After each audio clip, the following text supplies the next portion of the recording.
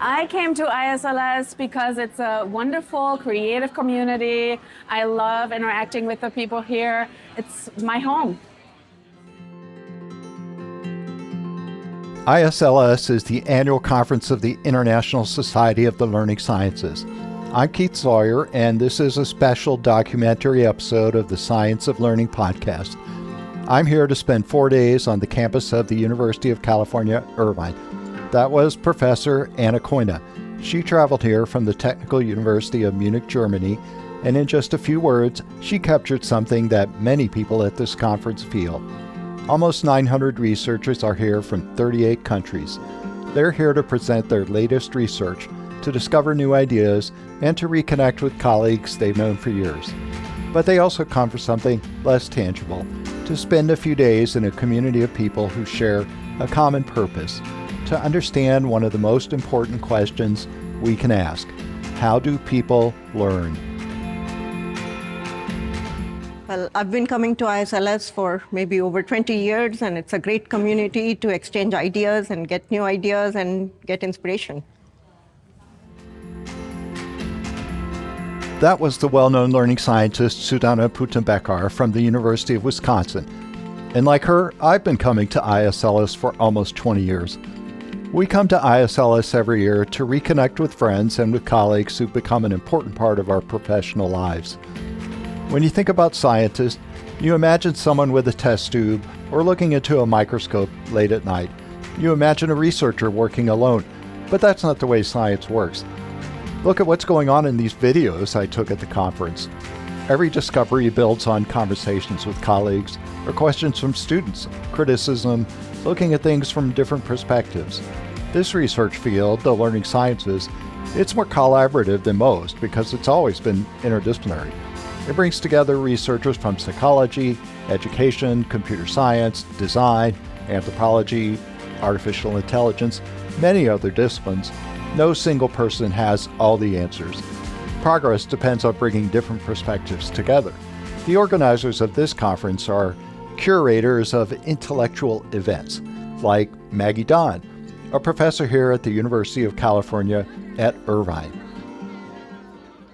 Hi everyone, my name is Maggie Dahn and I'm one of the co-organizers of the conference, and one of our goals was for people to be excited to be here and to find joy and connection and meet new friends, connect with old ones, and to really be part, and I'm really proud to be part of this intellectual community.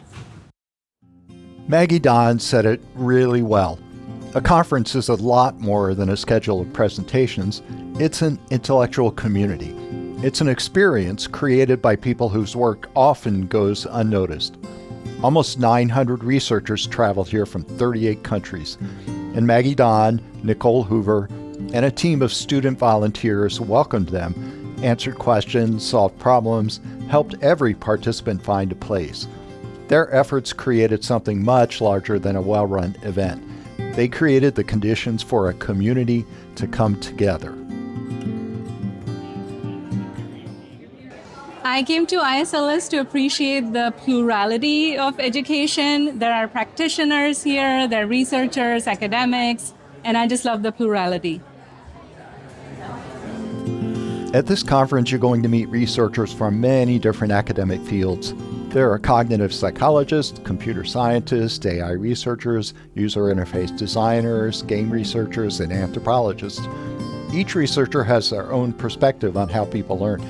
An anthropologist and a computer scientist can even have a different definition of what learning itself is. One afternoon, when everyone had a break between conference sessions, I stopped a few people in the hallway and I asked them a simple question: what is learning? Let's see what they said. What is learning?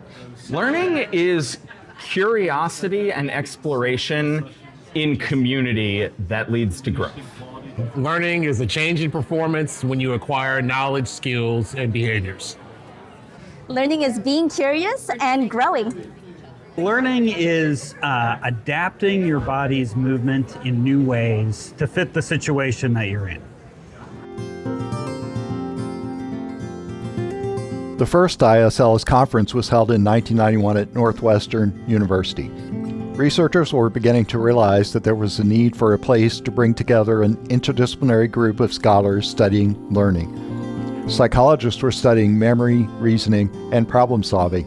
Artificial intelligence researchers were building computer systems that could model human thinking and support learning.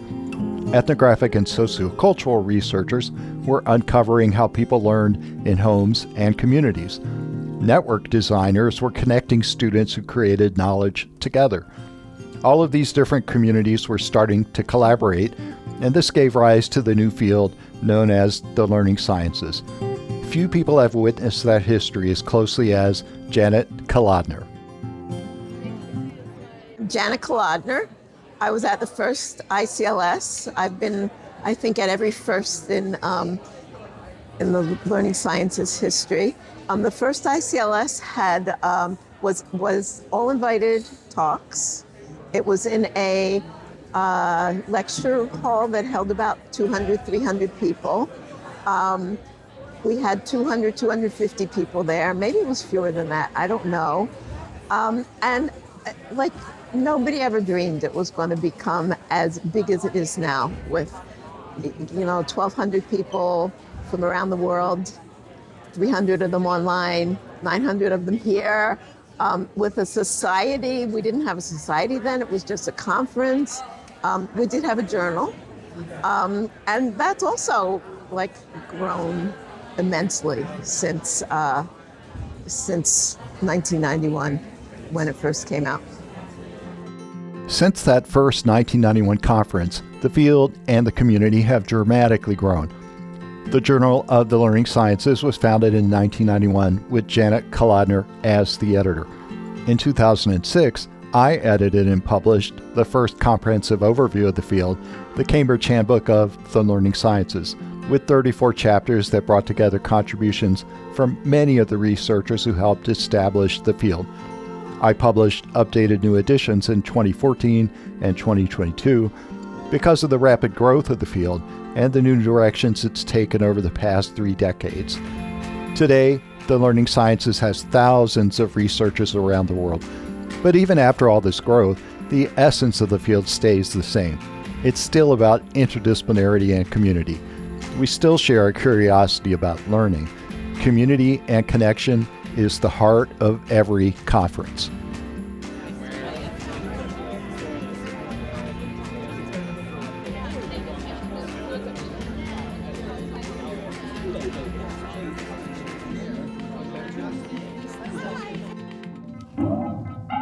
There should be a reset button that automatically puts everything back to 0. So now this is hopefully this will show us, I think... For most of the field's history, research in the learning sciences has focused on math, science, engineering, and technology. But in the past 10 or 15 years or so, the field has expanded to explore learning in the arts as well. In 2022, Erica Halverson and I edited and published a special issue of the Journal of the Learning Sciences called Learning in and Through the Arts. We're watching a conference workshop led by Matthew Berland, a professor of design, informal, and creative education at the University of Wisconsin-Madison. A growing group of arts researchers are asking how music, visual art, theater, dance, and design can help us better understand creativity, collaboration, and the process of learning itself. Workshops like this one invite participants to learn by experimenting together, asking questions, trying new ideas, and discovering possibilities that are difficult to capture in words alone. That same spirit of exploration continues in this next performance with Ethan Rubin on violin, Pravat Sirawat on guitar, and Angel Osario Pizarro on piano.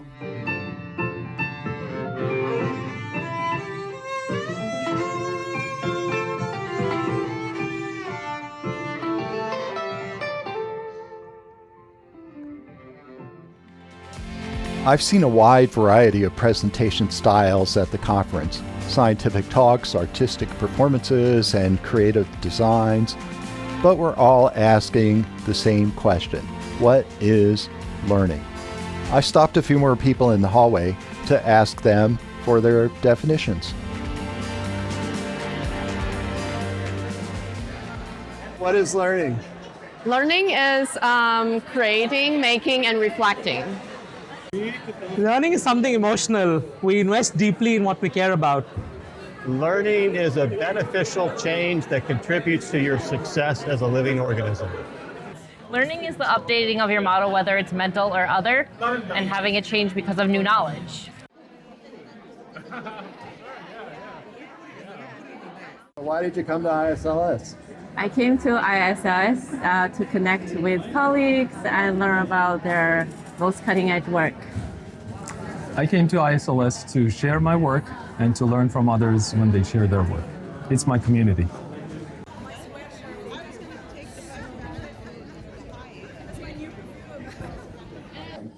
Hi, my name is Kylie Peppler. I am a professor here at University of California, Irvine, and the chair of the 2026 ISLS conference.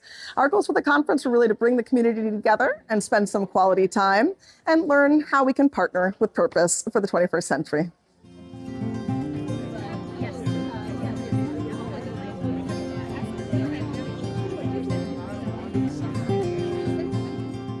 The people who come to ISLS are computer scientists, artificial intelligence researchers, user interface designers, cognitive psychologists, anthropologists, arts education researchers, digital musicians. They come from different countries and universities. We come together in a collaborative, creative community, brought together by a common question: how do people learn?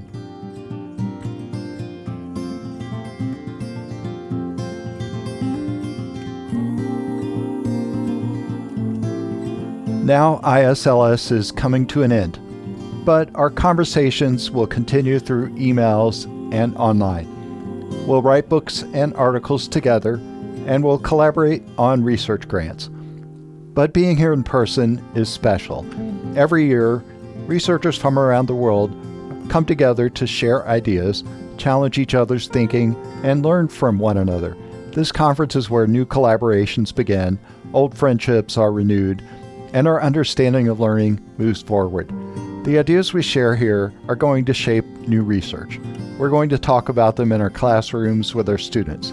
Some of these conversations will be the sparks that lead to new insights and new collaborations that grow into something wonderful.